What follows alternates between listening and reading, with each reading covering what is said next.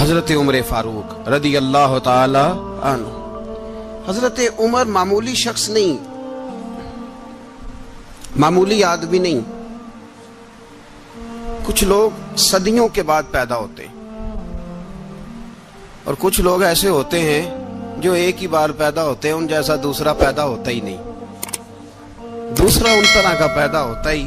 حضرت عمر رضی اللہ تعالیٰ عنہ جیسی شخصیات پیدا ہی نہیں ہوتی دوبارہ۔ سارے صحابہ در رسالت مآب پہ خود آئے۔ یہ وہ عظیم شخص ہے جسے اللہ کے محبوب نے اللہ سے مانگ کے لیا، کہا اے اللہ یہ مجھے دے دے، اللہ سے مانگ کے لیا ہے۔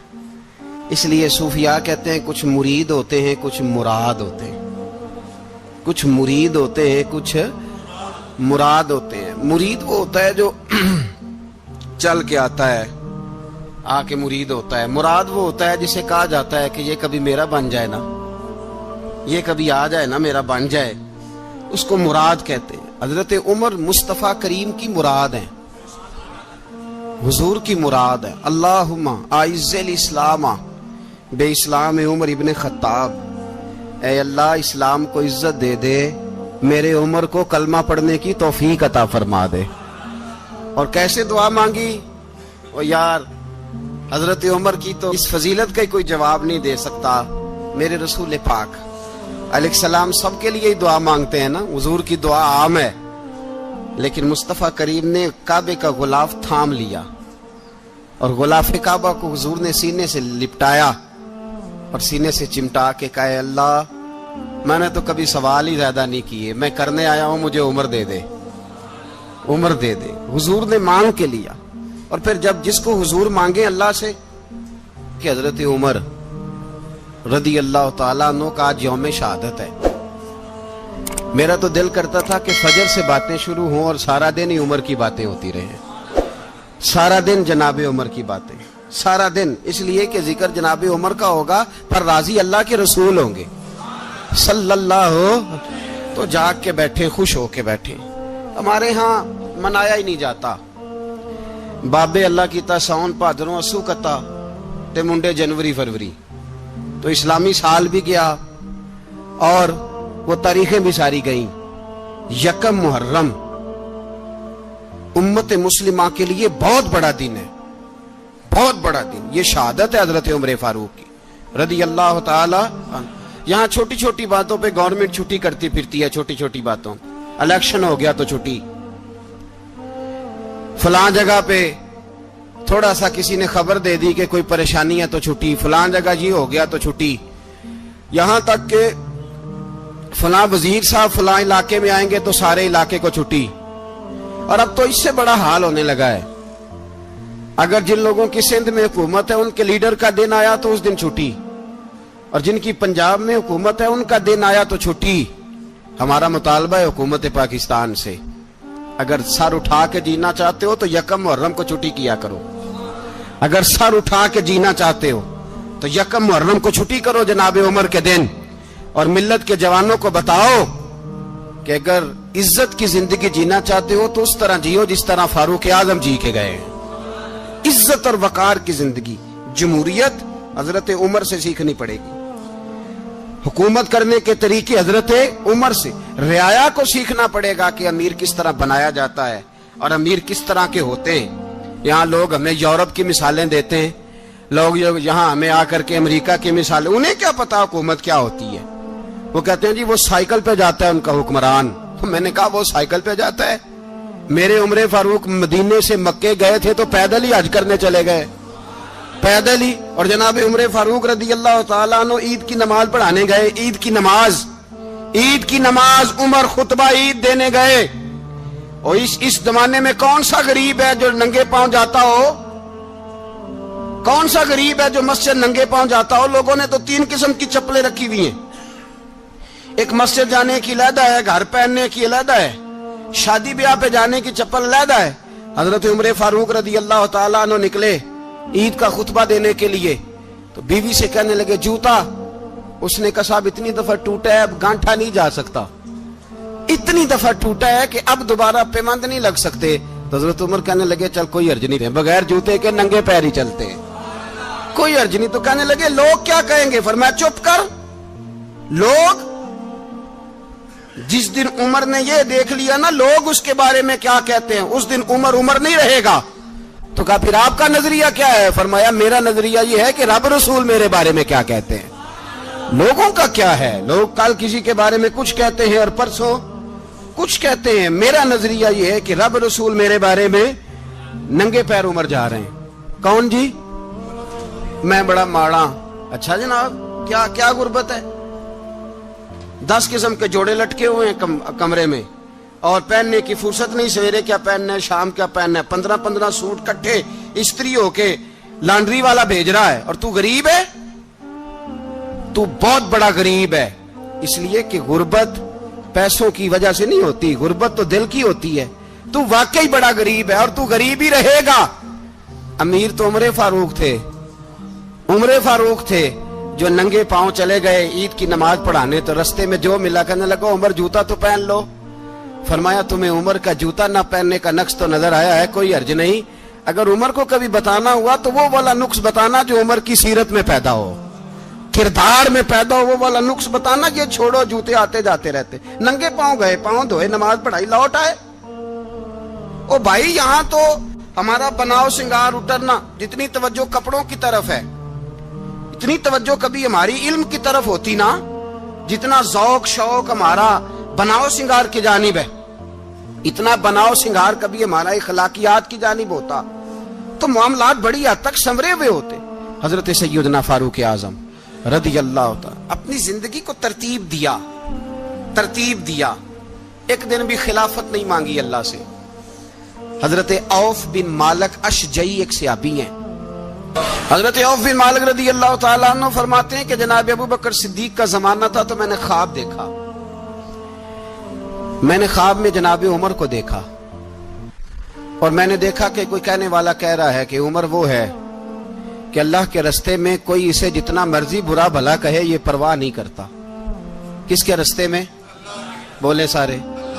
اس کا مطلب ہے اللہ کے رستے میں لوگ برا بھلا بھی، قرآن مجید نے کہا وَلَا يَخَافُونَ لَوْمَةَ لَائِمٍ، کچھ لوگ ایسے ہیں جو برا بھلا کہنے والوں کی پرواہ نہیں کرتے۔ آپ یقین کریں اگر پرواہ شروع ہو جائے نا تو دین کا کام ختم ہو جائے، نہ کوئی تقریر کرے، نہ کوئی تدریس کرے، نہ کوئی پیری مریدی کرے، ختم ہو جائے اگر باتوں کی پرواہ ہو۔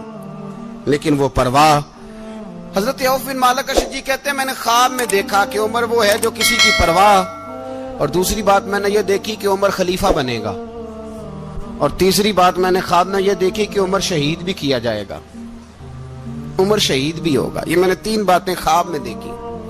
فرماتے ہیں میں نے آ کے خواب حضرت ابو بکر صدیق کو سنائی، وہ خلیفہ تھے۔ وہ کہنے لگے ٹھہر جا، میں عمر کو بلاتا ہوں، اس کے سامنے دوبارہ سنانا، اس کے سامنے۔ فرماتے ہیں میں نے بلایا حضرت عمر فاروق کو، آ کے بیٹھے، خواب شروع ہوا۔ کہ ایک بات تو میں نے یہ دیکھی کہ آپ ملامت کرنے والے کی پرواہ نہیں کرتے، دوسرا آپ خلیفہ بنے گے۔ جناب عمر کہنے لگے چپ کر، ابو بکر کے سامنے ہی کہہ رہا ہے، چپ کر، خلیفہ کے سامنے ہی کہہ رہا ہے۔ تو حضرت ابو بکر صدیق کہنے لگے عمر اسے کہنے دو، مجھے لگتا ہے رب کی رضا یہی ہے کہ میرے بعد اگر مصطفیٰ کا منبر ملے تو عمر کو ملے، اسے کہنے دو۔ یار یہاں تو لوگ ڈینگے مارتے ہیں، یہاں تو لوگ دعوے کرتے ہیں میرے سامنے فلانے کو بھی بٹھاؤ، فلانے کو بھی بٹھاؤ، اس کو کیا پتا، اس کو کیا پتا، یہ تو بڑکے مارنے کا دور ہے۔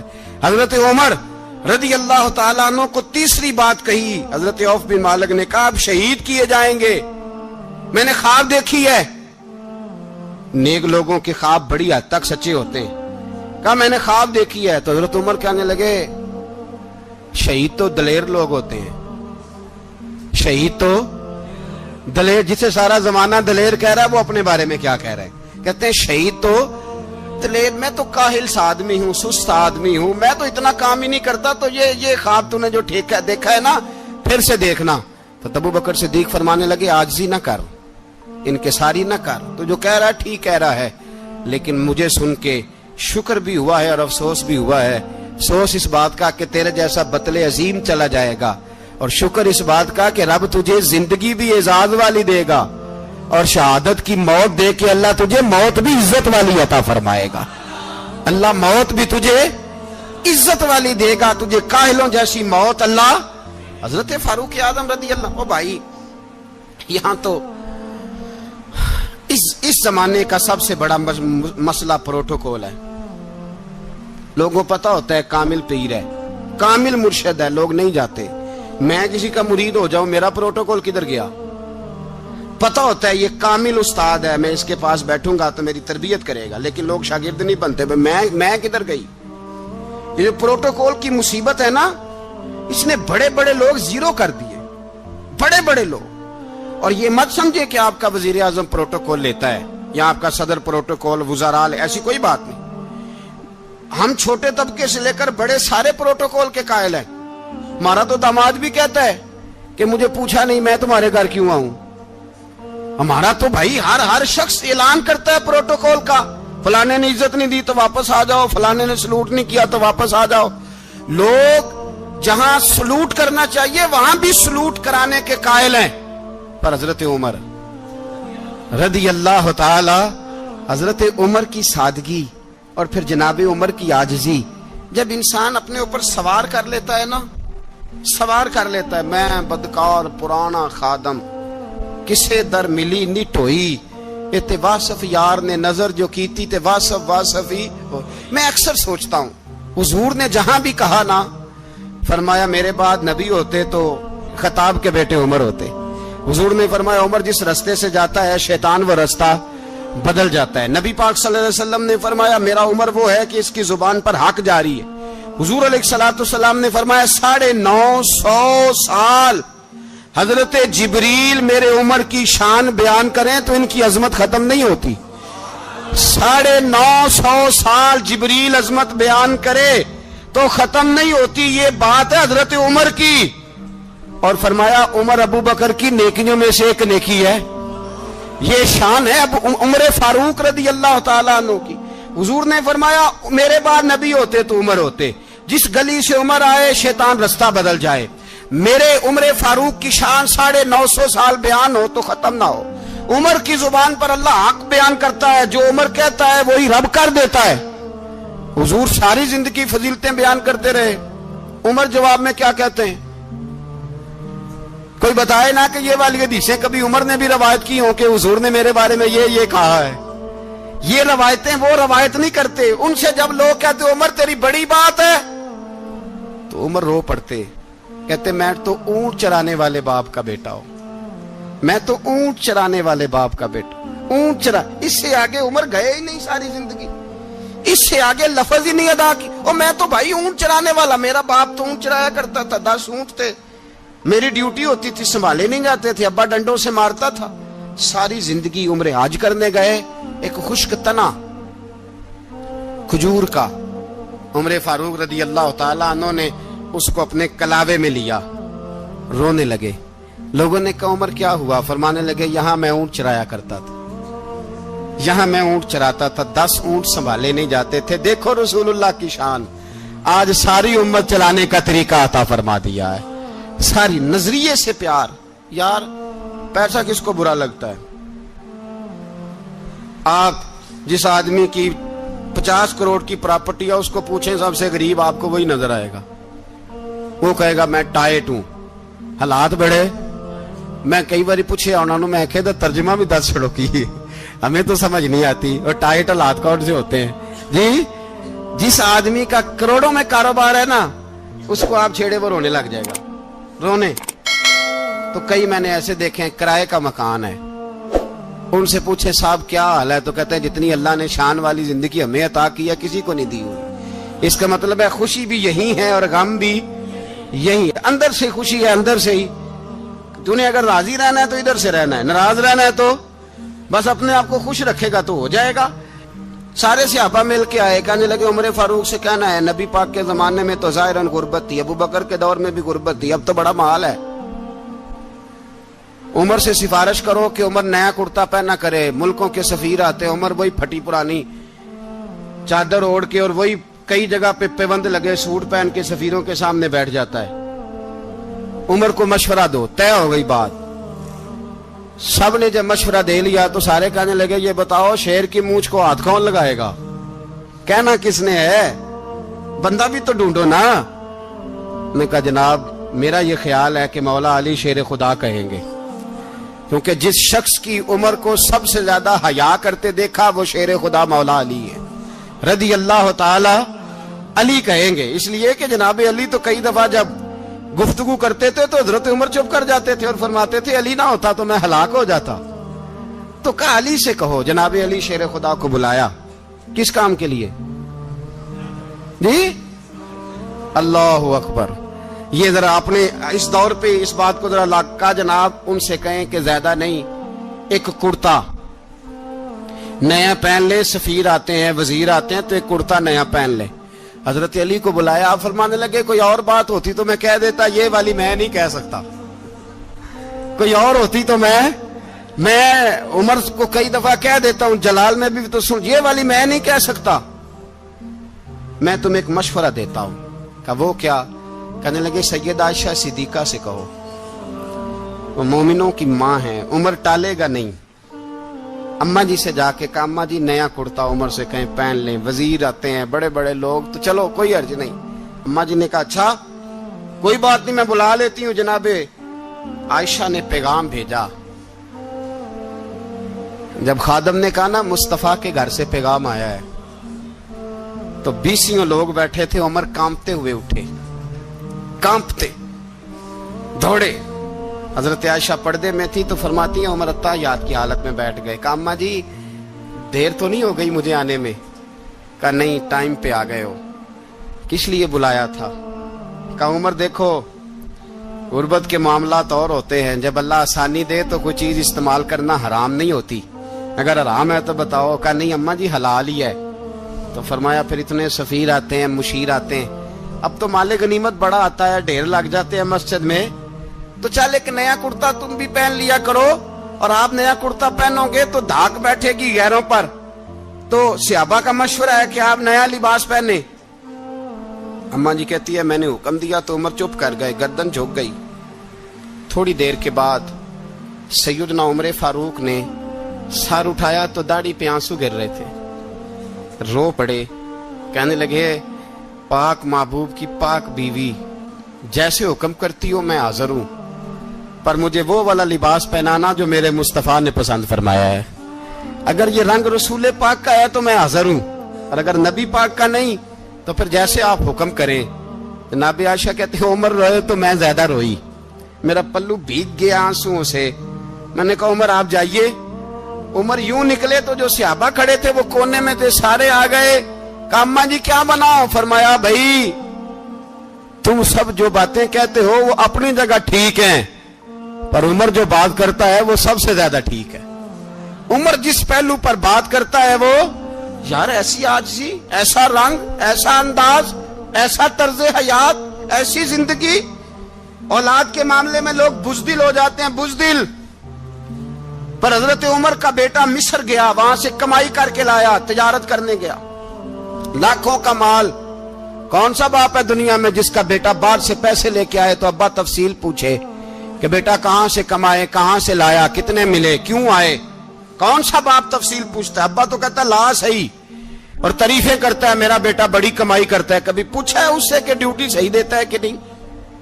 کبھی پوچھا ہے کہ تو ایمانداری کی روزی لاتا ہے کہ حرام کی کماتا ہے؟ یہ باپ کی ذمہ داری ہے، یہ اماں کی ذمہ داری ہے۔ پھر کہتا ہے بیماری کیسے آ گئی، پریشانی کیسے آ گئی؟ تو نے کبھی سوال کیا اپنی اولاد سے؟